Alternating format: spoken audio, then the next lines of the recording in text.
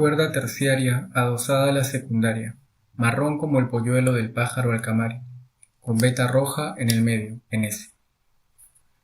Este es el último terreno, dijo Oscoyo, con él acabamos. Se secó una gota de sudor que le atravesaba la mejilla y miró hacia el cielo. Todavía faltaba para el amanecer, tendrían tiempo suficiente. Saltaron al otro lado de la muralla y cayeron sin hacer ruido. Habían agarrado fluidez en las 2 noches anteriores, en esta que ya terminaba. Ahora se desplazaban rápido, ya no se resbalaban al pisar las piedras sueltas, enfilaban directo, como si una voz se los soplara, hacia donde estaban las casas en que dormían los que servían las tierras, deteniéndose de cuando en cuando para escuchar las andanzas de algún alco al acecho, de algún guardia oculto que pudiera descubrirlos. Casi sin mirarlas descartaban las casas en que dormían las familias, encontraban aquella o aquellas en que estaban los hombres que tenían que contar. Los contaban, marcaban la cantidad en la tablita y partían sin hacer ruido. A veces Oscoyo imitaba el ronquido del puma o el canto de la lechuza para asustarlo, desprevenido por un instante del peligro.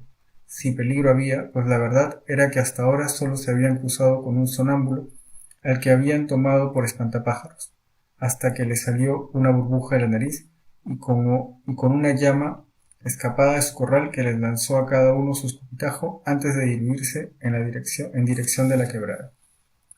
Pero ahora les era difícil seguir.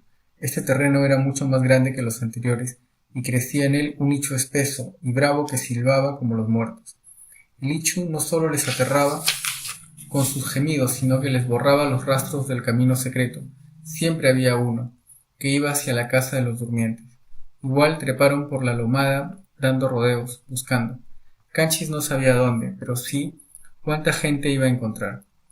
Después que el sirviente Visco abandonara su chukya, había revisado uno por uno los quipus del censo y calculado las diferencias entre las cantidades que recordaba de sus vistazos indelebles en su pepa, como el tinte rojo de la cochinilla sobre el chumpo.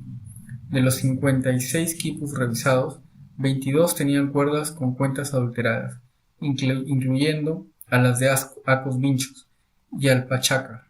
Desde la primera noche hasta ahora, todos los hombres que habían sido borrados de los quipus, siempre de la primera calle, o sea, en plena edad productiva, habían ido apareciendo con los de su mismo ayllu y los de su mismo pueblo, en alguno de los terrenos.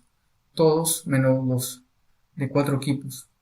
Fue el eco el que les dio la pista. Cuando ya no les quedaba tierra por pistear, casi en la cumbre en la que terminaba la lomada, los silbidos lúgubres del lichu, soplado por el viento, empezaron a repetirse y a amontonarse unos a otros, cada vez con mayor fuerza, con mayor insistencia. La cueva no se veía a simple vista. Su abertura era estrecha. Cabrían a lo más 3 hombres puestos hombro con hombro, pero suficientemente alta para que Oscoyo y Canchis pudieran entrar sin tener que agacharse. Parece una tumba, dijo Oscoyo en voz baja, señalando algunos granos de maíz dispersos en varias escudillas. Deben de haberla saqueado. No se ven ni las ropas ni los huesos de los cuerpos en viaje. De pronto, Oscoyo enmudeció. Su mandíbula se abrió lentamente, los ojos mirando hacia dentro de la cueva. Una cueva sorprendentemente más profunda de lo que hubiera podido imaginarse desde fuera, en donde unas fogatas agonizaban perfilando la silueta de lo que había en su interior. Cuando hubieron salido de la cueva, la mandíbula de los collos seguía sin cerrarse y en su rostro amanecía a toda velocidad la palidez. 400 hombres, dijo Canchis, adelantándose a la pregunta atorada en la garganta del gato salvaje chiquito. 100 del pueblo de Paras, 100 de Totos de Arriba, 100 de Chusqui y 100 de Callara. Las rayitas le salieron a Oscoyo un poco torcidas, el pulso le temblaba. Era comprensible. Hasta ahora el máximo de hombres con que se habían topado en una casa eran de 55.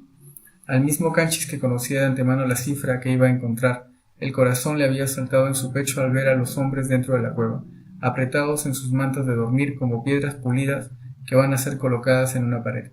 400 hombres, cantidad bien cerrada, grande, pero fácil de borrar de un quip. Bastaba con deshacer 4 vueltas en el nudo de las cuentas de la cuerda que le correspondía, pero un ojo suspicaz podía notar el cambio. Quizá por eso, y Canchis evocaba ahora los últimos 4 quipus adulterados, el deshacer de vueltas, o serían varios, había preferido el deshacedor de vueltas, o serían varios, había preferido borrar 100 runacuna en un quipu 100 en otro y lo mismo en otros 2 quipos. Así solo se deshacía una vuelta en el nudo de las centenas, en la cuerda de los runacuna, correspondiente a cada quipo. Nadie se iba a dar cuenta. Pero, ¿con qué fin habían sido desplazados de sus poblados estos runacuna? ¿Y por qué escondidas? 400 hombres eran mucho más de lo que este terreno, grande como era, necesitaba para la faena de la cosecha, sobre todo si ya se contaba con las familias haciendo sus turnos para recoger el maíz fresco y llevarlo a los depósitos, desmalezar las tierras que habían descansado y a las que les tocaba su turno, apisonarlas, abonarlas y dejarlas listas para el momento de la siembra al año siguiente. Esto decía Canchis en su adentro, bajando a toda prisa la lomada, sorteando de memoria las piedras móviles del sendero, siguiendo al hijo de su señor en su regreso.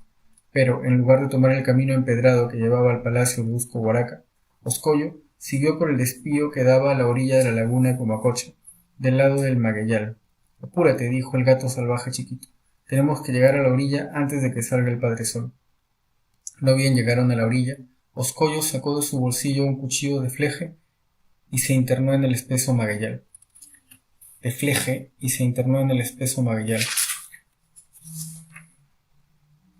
Emergió de él con varias hojas de maguey fresco, con la sangre verde saliéndole aún por el tajo que les había separado de su planta. Con habilidad, Oscoyo cortó varios pedazos en forma de adobes delgados, a los que les fue redondeando las puntas con el filo de su cuchillo. ¿Alguna vez has lanzado bucuyo? Preguntó de pronto en el idioma aru, el gato salvaje chiquito. No, respondió Canchi, sorprendido de ser hablado en su lengua materna por el hijo de su señor. Oscoyo cogió uno de los cuadraditos de la pequeña ruma formada a sus pies y lo lanzó a la laguna. El cuadradito se elevó en arco a gran altura, zumbando como un abejorro gigante para caer en picado y hundirse en el agua. Oscoyo abusó la vista, contemplando el lugar donde había caído. Dizque el inca Amaru Yupanqui era buen huicuyero. Una vez logró cruzar con su huicuyo hasta el otro lado. Señaló la orilla opuesta a la laguna, apenas visible desde donde estaban. Por eso los ríos, los lagos, los riachuelos y las acequias lo querían. Canchis permaneció en silencio, avergonzado. Oscoyo sonrió. No sabes quién fue el inca Amaru, ¿verdad? No, no tienes por qué saber. Es un inca sacado de los quipus. Ah. Oscoyo volvió a sonreír. ¿Sabes qué quiere decir sacado de los quipus? No. Quiere decir que lo desanudaron de los quipus, que conservan las historias que se deben recordar. Cada nuevo inca limpia el conocimiento recibido y lo depura, le quita los nudos que ya no sirven. ¿Y por qué lo sacaron a él? Oscoro suspiró. Primero te cuento por qué lo pusieron. Era el hijo predilecto del inca Pachacute. Dizque nació allí. Indicó un bloque en la otra orilla, a la derecha de la laguna, en donde se alzaba un bloque de piedra visible gracias a los primeros destellos del amanecer. Que cuando su madre, la señora Anahuarque, enterró su placenta, los volcanes escupieron leche de fuego, que de las minas brotaron piedras de 32 superficies, que en las 4 direcciones del mundo nacieron animales machos y hembras a la vez, y de las cuevas salieron amarus con cuerpos anchos como troncos y largos como ríos. Estas eran señales de que su nacimiento era bienvenido por el sol y las fuerzas vitales de la tierra. Por eso, desde chiquito lo separó de sus hermanos y lo puso a su lado, para que lo mirara gobernar y aprendiera. El inca Amaru era muy hábil y aprendía rápido todo lo que se le enseñaba.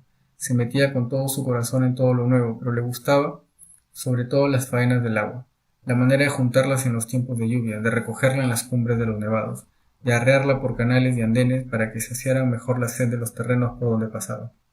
Y en los tiempos libres que le dejaba su aprendizaje, supervisó la construcción de los diques de piedra y las grandes redes de acequias que riegan todavía a la yacta ombligo. Mandó renovar los andenes en círculo que rodean a la yacta del halcón. Hizo construir miles de depósitos y tambos en las 4 direcciones del mundo. Todos los que sembraban y cosechaban, todos los que comían y bebían, todos los que caminaban, se cansaban y buscaban reposo, lo querían. Y se decían, este será buen inca. Oscoyo lanzó a la laguna 4 huicuyos seguidos, con tanta fuerza que el brazo le quedó temblando. Pero entonces se rebelaron los collas, y Pachacútec mandó al inca Amaru a sofocar la rebelión. Siguió diciendo, y el inca Amaru no perdió la batalla solo porque los generales incaicos enderezaron a tiempo sus errores militares. Es primerizo, dijeron entre ellos. Y entonces se rebelaron los chiriguanas de la selva, y Pachacútec mandó al inca Amaru a sofocar la rebelión. Y Amaru fue con 3 ejércitos frescos y bien entrenados, con 5 veces más guerreros que sus enemigos, pero perdió la batalla. y los generales incaicos se exprimieron el aliento y fueron a hablar con el Inca Pachacútec. Ningún Inca ha sufrido jamás la vergüenza de perder una batalla contra los chiriguanas. Zapa Inca, le dijeron, consulta con tu padre, quizá no le has escuchado bien y has elegido al que no debías para conducir el mundo. Y Pachacútec decidió buscar entre sus otros hijos a quien pudiera reemplazar al incapaz y defender con firmeza las tierras conquistadas. Y su decisión recayó en Túpac Yupanqui, que era 10 años menor que Amaru y ni siquiera había pasado por los ritos del Huarachico, pero ya había mostrado su temple de guerrero feroz, intransigente, y Pachacútec sometió el nombre Túpac Yupanqui a los oráculos, y los oráculos fueron favorables, y con el dolor de su corazón le quitó al Inca Amaru la mascaipacha y se la dio a su hijo menor. El gato salvaje chiquito se volvió a Canchis.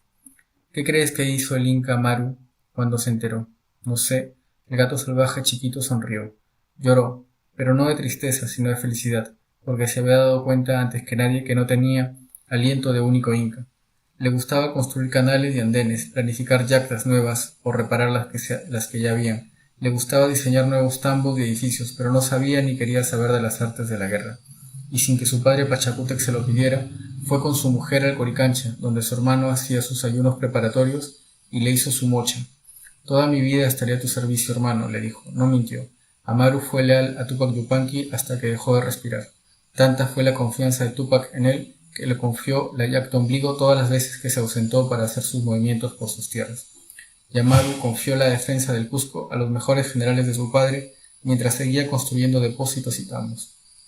Mandó traer cerros de caca de pájaro guanay desde las tierras yungas para darles aliento a los terrenos y talladores de canales de piedra desde las orillas, desde las tierras collas, para mejorar sus maneras de desviar las aguas que caían de los nevados. Canchis empezaba a perderse en el torrente de palabras del hijo de Usco, que parecía haber olvidado a su sirviente para escucharse a sí mismo hablar de la cocha, con las mismas entonaciones y pausas que su padre. Canchis, ¿me estás escuchando? Sí, padrecito. ¿Qué te estaba diciendo? A ver. Me estabas contando de la gran sequía que asoló al mundo de las 4 direcciones. Y te estaba diciendo que es por ella que los incas aman y recuerdan al Inca Amaru. La gran sequía comenzó cuando su hermano el Inca Túpac Yupanqui estaba de viaje por las cochas sin fin. Azotó las 4 direcciones durante 7 años. Todas las cosechas se perdieron y la gente pasaba hambre. Cuando vio lo que ocurría, el Inca Amaru mandó a abrir los depósitos del Cusco y dio de comer al que tenía hambre y de beber al que tenía sed. Y cuando todo lo que había en los depósitos se acabó, ofreció lo que daban sus propias tierras.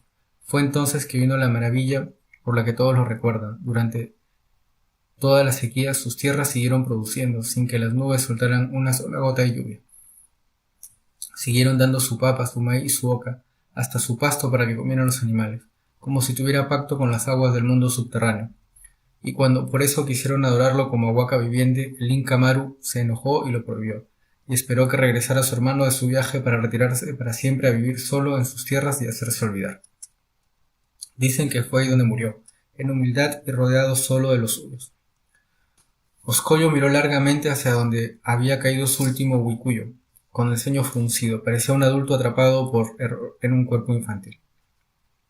Cuando las tierras hayan descansado, mi padre me mandará a la yacta ombligo, dijo con súbita firmeza. Ha llegado mi tiempo de estudiar en la casa del saber. Quiere que sea funcionario del Inca como él. Yo haré como él diga. Voy a ser el mejor estudiante, el mejor compañero de Yanantín, el mejor servidor del Inca. Voy a cumplir con los servicios que me sean encargados. Seré el gran hombre que cuenta. Las gentes me escucharán porque hablaré tan bien como él. Me aguantaré los bostezos, aunque los censos sean aburridos. No soltaré el guayjaleo, aunque me dé risa. El gran hombre que cuenta debe ser serio. El gran hombre que cuenta debe ser feroz. El gran hombre que cuenta debe ser implacable. De pronto, como si un sapo saltara inesperadamente de su garganta, soltó una carcajada amplia y clara y suspiró. Se veían lágrimas en sus ojos. Qué suerte la del Inca Amaru, único sabio entre los incas, de tener un hermano que pudiera reemplazarlo. Oscoyo sacó su último huicuyo y se lo extendió a Canchis, que aún no terminaba de entender el sentido de lo que el hijo de Usco Huaraca le decía, pero se sentía halagado por la familiaridad con que le trataba. Iba a tomar el huicuyo cuando 2 fuerzas le dieron un tirón de las patillas hacia arriba, levantándolo en vilo. El dolor le atravesó como dos agujas de danzante incrustándose debajo de sus sienes sin piedad. ¡Au! Gritó. ¿Qué han estado robando de la chacra del gran señor Maitahuilca? Dijo la voz ronca pegada a sus espaldas. Contesta, llana Sarnoso. No tuvo tiempo de responder, pues un coscorrón en la cabeza lo tumbó al suelo y ahí mismo, de rodillas, un puñetazo en la boca le reventó los ojos. Una mano le jaló la cabeza de un mechón y la sostuvo en el aire para darle un nuevo puñetazo certero en la cara. Con el rabillo del ojo, Canchis llegó a ver, antes de desvanecerse, a dos hombres pateando y puñeteando a Oscoyo, con saña en el poto, en los muslos, en la espalda, tratando de abrirse trocha hacia los testículos, que el hijo de Usco protegía firmemente con sus brazos, con sus manos, con su cabeza, aunque convertido en una dócil bola de carne, completamente a su merced. El gato, salvaje chiquito, resistía sus golpes sin decir palabra.